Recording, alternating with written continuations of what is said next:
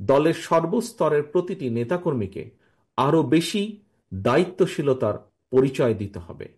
আচরণে হতে হবে আরও বেশি সতর্ক এবং সংযত। তবে দেশের পরিবর্তিত পরিস্থিতিতে কোটি কোটি নেতাকর্মী সমর্থকদের এই বৃহৎ রাজনৈতিক দলের কোনো কোনো নেতাকর্মী হয়তো নিজের প্রতি সুবিচার করতে পারেননি। তাই আমি আপনাদেরকে আবারও বিএনপির প্রতিষ্ঠাতা, স্বাধীনতার ঘোষক শহীদ রাষ্ট্রপতি জিয়াউর রহমানের একটি বার্তা স্মরণ করিয়ে দিতে চাই।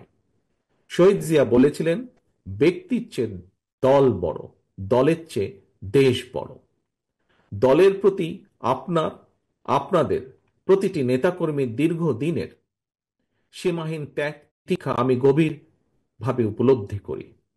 তারপরও যারা দলের শৃঙ্খলা ভঙ্গের কারণ হবেন, ব্যক্তির চেয়ে দলের স্বার্থকে প্রাধান্য দিতে গিয়ে আমাকে বাধ্য হয়ে সাংগঠনিক ব্যবস্থা নিতে হয়েছে, নিতে হবে।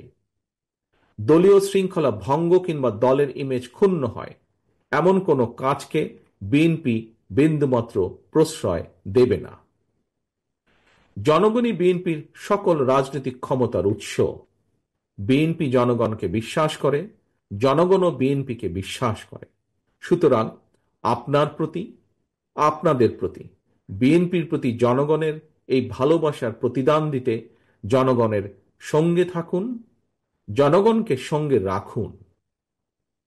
প্রিয় নেতৃবৃন্দ, বাংলাদেশে গণতন্ত্র এবং বিএনপি সমার্থক।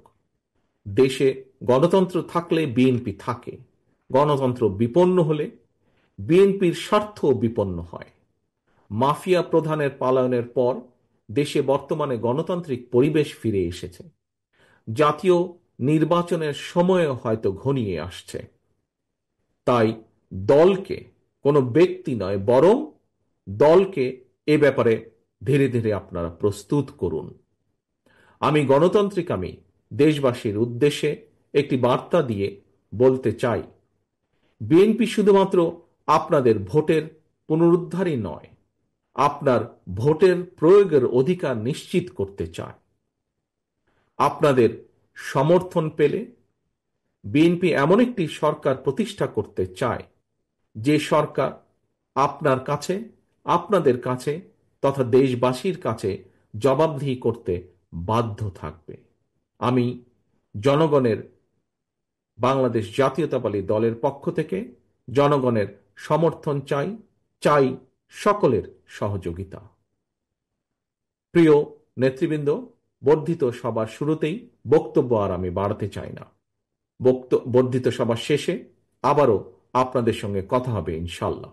সারা দেশে বিএনপি এবং এর অঙ্গ ও সহযোগী সংগঠনের সর্বস্তরের নেতা কর্মী সমর্থক শুভাকাঙ্ক্ষীদের প্রতি আহ্বান, আপনারা শৃঙ্খলাবদ্ধ থাকুন।